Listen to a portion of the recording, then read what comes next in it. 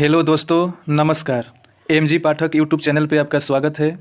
इस वीडियो में संवैधानिक विकास से संबंधित प्रश्न को समाहित किया गया है। चलिए प्रश्न को देख लेते हैं।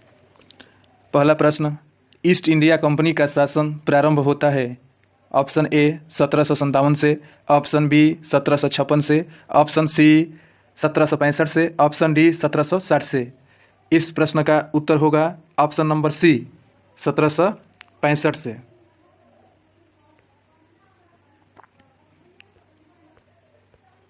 1765 से।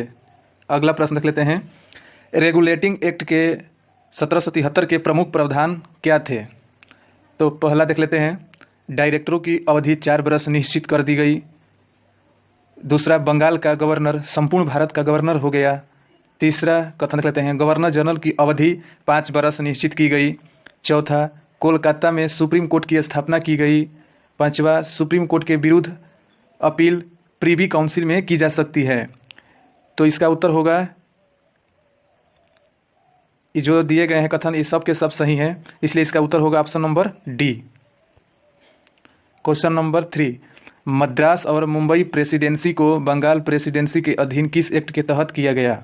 ऑप्शन देख लेते हैं। ऑप्शन नंबर ए 1813 के charter act, option number B 1773 का regulating act, option number C 1786 के अधिनियम, ऑप्शन नंबर डी 1793 का चार्टर एक्ट। तो इस प्रश्न का ऑप्शन सही होगा ऑप्शन नंबर बी 1773 का रेगुलेटिंग एक्ट। प्रश्न नंबर 4, 1773 का रेगुलेटिंग एक्ट के अंतर्गत बंगाल का शासन गवर्नर जनरल तथा सदस्यों की एक परिषद के अधीन कर दिया गया। Option number A 3, option number B 5, option number C 1, option number D 4। तो इस प्रश्न का उत्तर होगा option number D. Question number 5, Warren Hastings ने किस एक्ट के तहत शासन किया?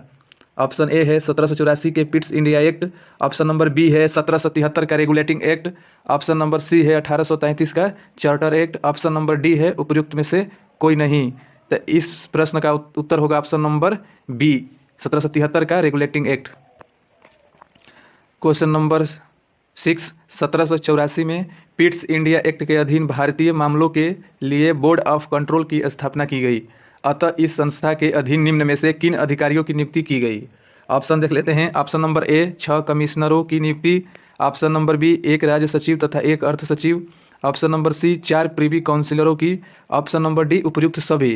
तो इस प्रश्न का उत्तर होगा ऑप्शन नंबर डी उपयुक्त सभी। अगला प्रश्न, ईस्ट इंडिया कंपनी के कर्मचारियों को उपहार लेने पर प्रतिबंध लगा दिया गया। ऑप्शन नंबर ए 1833 में, ऑप्शन नंबर बी 1773 में, ऑप्शन नंबर सी 1786 में, ऑप्शन नंबर डी 1784 में। इस प्रश्न का सही उत्तर होगा ऑप्शन नंबर बी 1773 में। अगला प्रश्न, किस एक्ट के तहत कंपनी का केवल चीन के साथ व्यापार तथा चाय के व्यापार पर एकाधिकार छोड़कर समस्त एकाधिकार समाप्त कर दिया गया?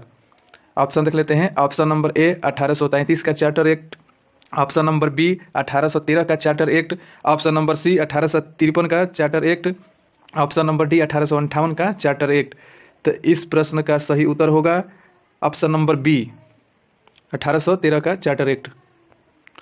अगला प्रश्न, 1813 का चार्टर एक्ट के अधीन कंपनी को कितने वर्षों के लिए भारतीय प्रदेशों तथा राजस्व पर नियंत्रण का अधिकार कर दिया गया? तो ऑप्शन नंबर ए 18 वर्षों के लिए, ऑप्शन नंबर बी 20 वर्षों के लिए, ऑप्शन नंबर सी 19 वर्षों के लिए, ऑप्शन नंबर सी 21 वर्षों के लिए। इस प्रश्न का सही उत्तर होगा ऑप्शन नंबर बी 20 वर्षों के लिए। अगला प्रश्न, 1813 का चार्टर एक्ट के अधीन निम्नलिखित व्यवस्थाओं में कौन असत्य है? इसमें असत्य बताना है। तो ऑप्शन नंबर ए ईसाई मशीनरियों को भारत में धर्म प्रचार की छूट दी गई, ऑप्शन नंबर बी कंपनी के खर्च पर 20,000 श्वेत सैनिक रखने की व्यवस्था, ऑप्शन नंबर सी भारतीय शिक्षा के लिए 1 लाख प्रति वर्ष खर्च करने का निर्णय, ऑप्शन नंबर डी उपयुक्त में से कोई नहीं। तो इसका ऑप्शन नंबर डी सही होगा, उपयुक्त में से कोई नहीं असत्य है। अगला प्रश्न देख लेते हैं। कंपनी के व्यापारी अधिकारी छीना गया तथा उसे केवल प्रशासनिक एवं राजनीतिक संस्था भर ही रहने दिया गया। यानी कंपनी का जो व्यापार कर रही थी व्यापारी थी उसका अधिकार छीन लिया गया और उसे केवल प्रशासनिक राजनीतिक संस्था भर ही रहने दिया गया। तो किस एक्ट में हुआ, तो ऑप्शन देख लेते हैं।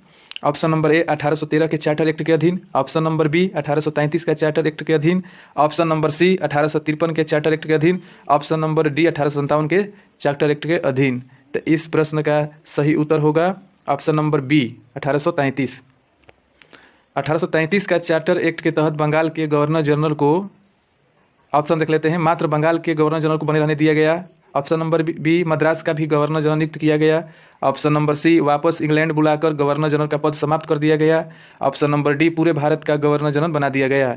इस प्रश्न का सही उत्तर है ऑप्शन नंबर डी, पूरे भारत का गवर्नर जनरल बना दिया गया। नेक्स्ट सवाल, गवर्नर जनरल को अपनी काउंसिल सहित सारे अंग्रेजी इलाके के लिए कानून बनाने का अधिकार दिया गया। ऑप्शन नंबर ए 1813 का charter act, option number B 1833 का charter act, option number C 1853 के चार्टर एक्ट, और ऑप्शन नंबर सी ये थोड़ा गलत हो गया है, ये 1858 होगा, 1858 के चार्टर एक्ट के तहत। तो इस प्रश्न का सही उत्तर होगा ऑप्शन नंबर बी 1813 के चार्टर एक्ट। नेक्स्ट सवाल, भारतीय संविधान कानून को संहिताबद्ध करने के उद्देश्य से विधि आयोग का गठन किस एक्ट के अधीन किया गया।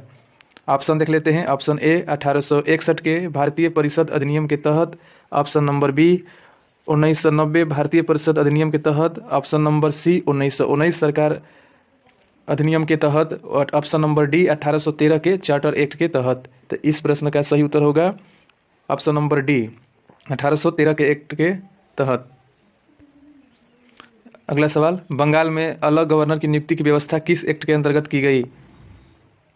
ऑप्शन नंबर ए 1833 का charter act, option number B 1853 के charter act, option number C 1858 के charter act, option number D उपयुक्त में से कोई नहीं। तो इस प्रश्न का सही उत्तर होगा ऑप्शन नंबर बी 1853 के चार्टर एक्ट। अगला प्रश्न, 1935 के अधिनियम को किसने दास्ता का नया चार्टर कहा। Option number A Mahatma Gandhi, option number B Jawaharlal Nehru, option number C Subhash Chandra Bose, option number D Mohammad Ali Jinnah. तो इस प्रश्न का सही उत्तर होगा option number B Jawaharlal Nehru. अगला प्रश्न देख लेते हैं, किस चैप्टर के बाद भारत में ईसाई मशीनरियों को बसने की छूट दी गई। यहाँ थोड़ा मिस्टेक होगा टाइपिंग। ऑप्शन देख लेते हैं।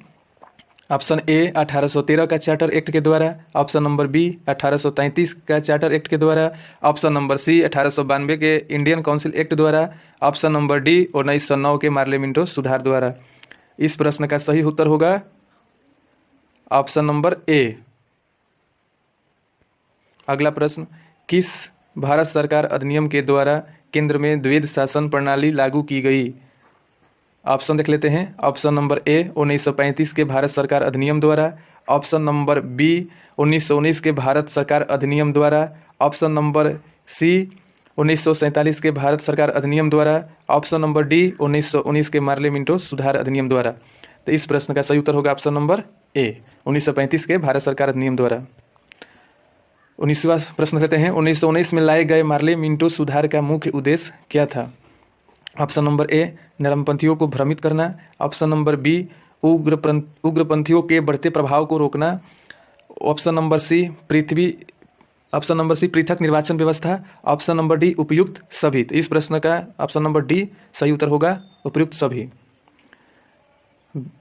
अगला प्रश्न, भारत संघ की बात किस एक्ट में कही गई है। तो option number A 1909, option number B 1919, option number C 1935, option number D 1947। तो इस प्रश्न का सही उत्तर होगा ऑप्शन नंबर सी 1935 में। 21 प्रश्न देख लेते हैं, निम्नलिखित में से किस अधिनियम में भारत के वित्त पर गवर्नर जनरल द्वारा व्यापक नियंत्रण स्थापित करके भारत सरकार के एकात्मक स्वरूप को सशक्त किया गया। तो इस प्रश्न का ऑप्शन देख लेते हैं।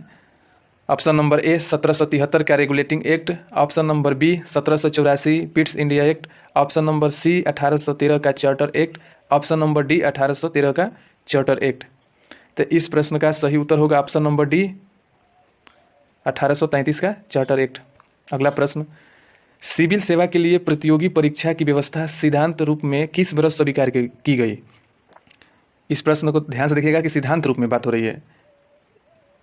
तो पहला प्रश्न ऑप्शन देख लेते हैं। ऑप्शन नंबर ए 1833, यहाँ मिस्टेक हो गया है, 1833 option number B 1853, option number C 1858, option number D 1882।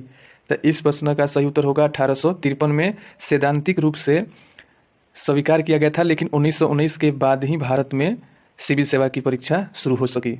अगला प्रश्न, 1919 के गवर्नमेंट ऑफ इंडिया एक्ट निम्नलिखित को स्पष्ट रूप से परिनिश्चित कर दिया। ऑप्शन देख लेते हैं। ऑप्शन नंबर ए, न्यायपालिका एवं विधायिका के बीच शक्ति का पृथक्करण। ऑप्शन नंबर बी, केंद्रीय एवं प्रांतीय सरकारों की अधिकारिता।